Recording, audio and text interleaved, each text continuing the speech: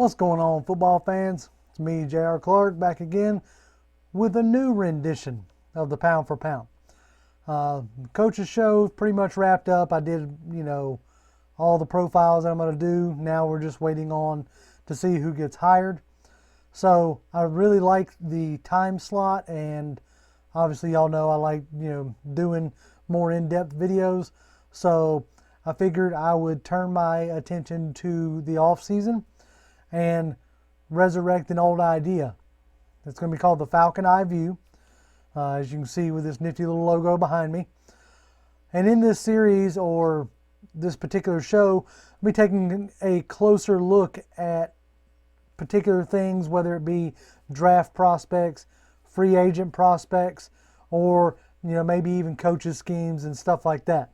We'll just see all what I want to take a deeper look at, and that's what we're going to be doing, is just taking a deeper look at things. So I figured I'd start off with this first episode as something that may intrigue y'all and has necessarily intrigued me quite a bit in the early goings of this off season. Obviously, we have locked up the 4th overall pick in this draft coming up, and that has created a lot of buzz. The last time we were this high in the draft, we drafted quarterback Matt Ryan. And, obviously, so there's a big idea whether we should take a quarterback or not. One of the quarterbacks that has been linked to the Atlanta Falcons in this early goings is a quarterback by the name of Trey Lance. He's out of North Dakota State. He's played one full season last year as a redshirt freshman, and he played one game this season before the FBS, or I think it's FBS. That collegiate level pretty much shut down its whole season due to COVID. So, without further ado, let's just get into Trey Lance. Let's see here. I'm going to put this up for you. Okay. Trey Lance obviously is a quarterback, North Dakota State, bowl game, 2020 Division I championship game. Went to Marshall Senior High School out of Minnesota. Let's see, he's 20 years old, stands 6'4", about 226 according to Wikipedia. So he's a good size as far as quarterbacks go.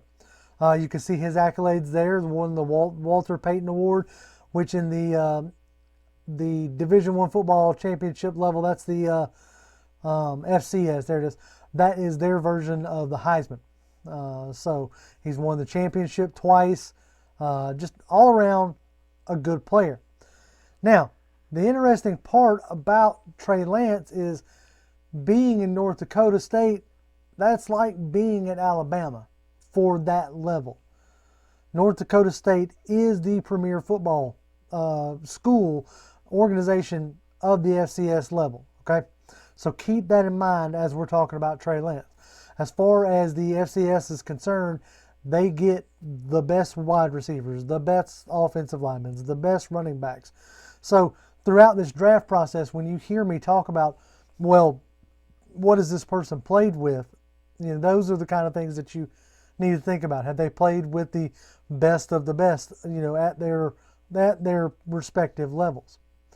So I got into watching some Trey Lance tape, and I saw some things I liked. I saw some things I didn't like. I mean, obviously, you're going to see that with just about every prospect, regardless of who you're looking at. You watch enough tape on them, and you're going to find things you like and find things you don't like. So let's get into some of the other stuff that he has. I'm going to go ahead and put up his stats here as far as the running and the passing. Now, you know me. If y'all watched me long enough now, you know I'm pretty much a stats guy. That's one of the ways I can see how you perform, right?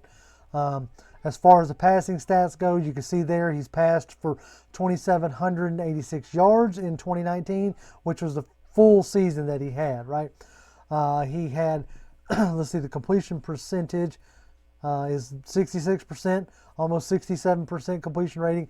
I like that. Anything above a 65 is really what I'm looking for. You got to be at least at a 65% clip. I would much rather have you closer to 70. Somewhere in that 60-70 range, I feel like you're you're hitting the vast majority of your passes, obviously, but it shows me that you're a competent quarterback. Now, the one thing that does like somewhat bother me is he only attempted 287 passes in 2019. That's not a lot. You know, that's something that you have to take into consideration. Along with his 2,700 yards rushing, almost 28 or passing almost 2,800 yards, he had 1,100 yards rushing on 169 attempts rushing. Okay, so this is a guy, in my opinion, there's a lot of, like when you watch the games, there's a lot of designed quarterback runs.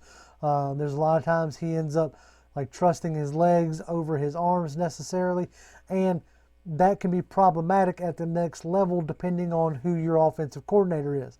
If you have somebody like a Greg Roman, may not be that big of a deal, but somebody like who we have right now at the moment, a Dirk Cutter, that could potentially be a big problem. So that's just something to keep in mind when you're looking at Trey Lance.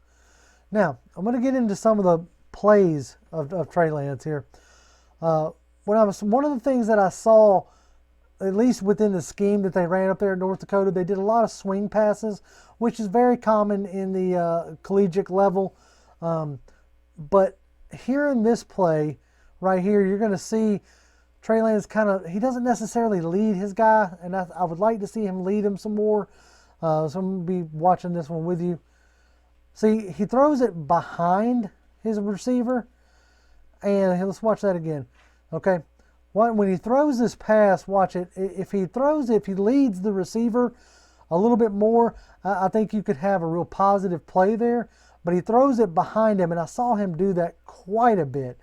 And wasn't necessarily a big fan of that. You know, I saw that a little too often. If there's a knock that I have on Trey Lance as far as like it necessarily didn't seem like his passes were always as accurate as I would like to see.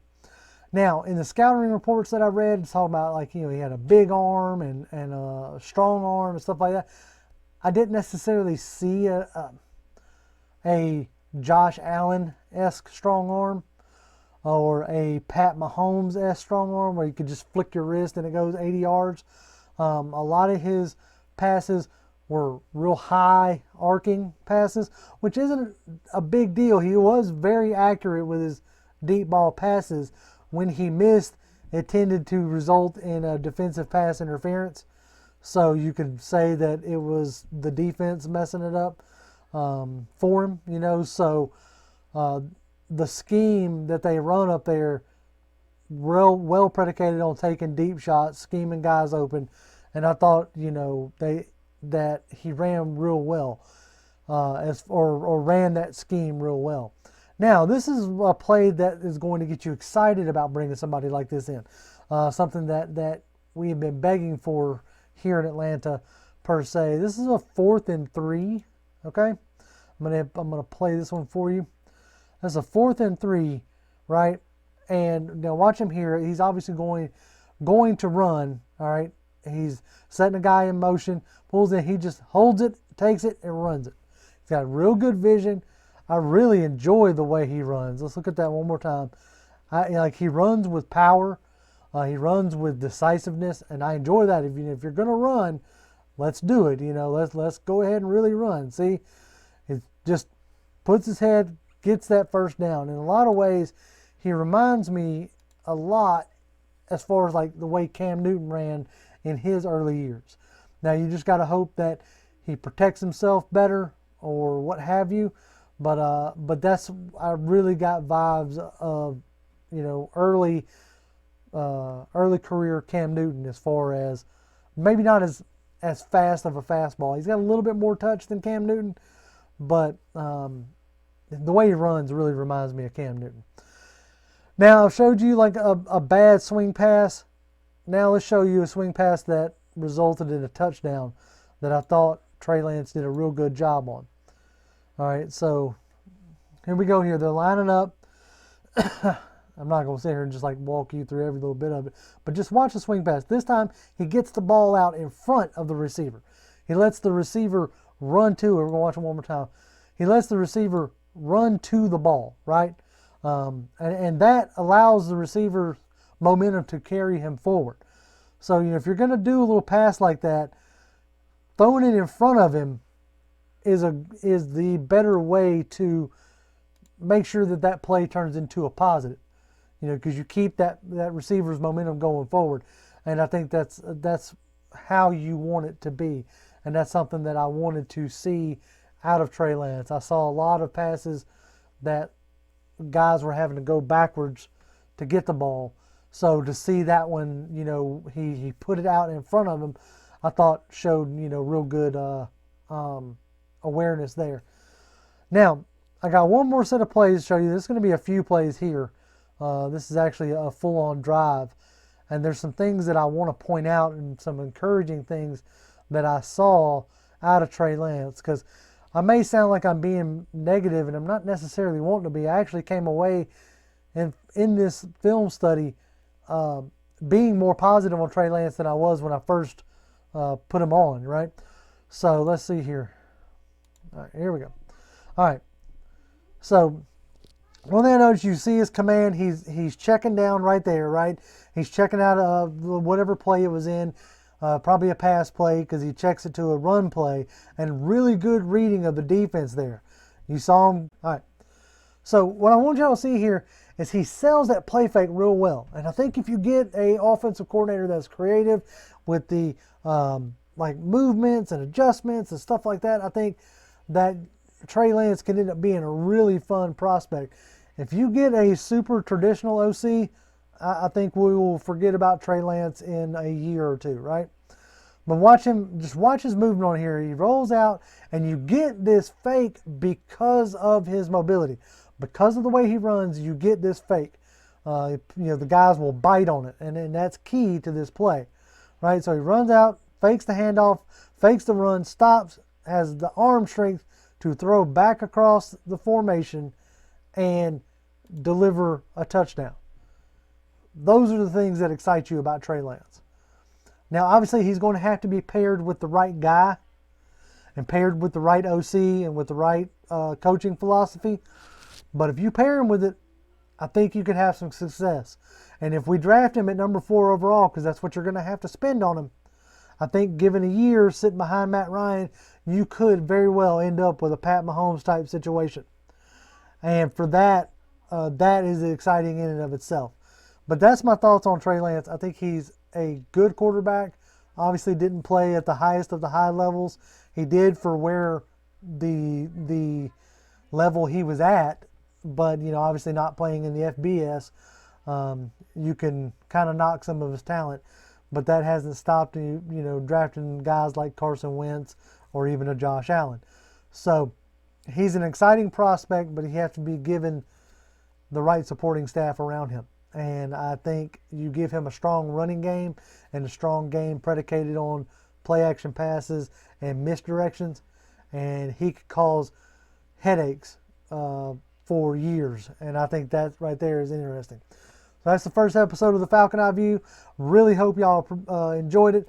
As always, y'all can follow me on Twitter. I'm at Grim1128. Shoot me things down below if there's anything you want me to take a look at, comment-wise or whatever.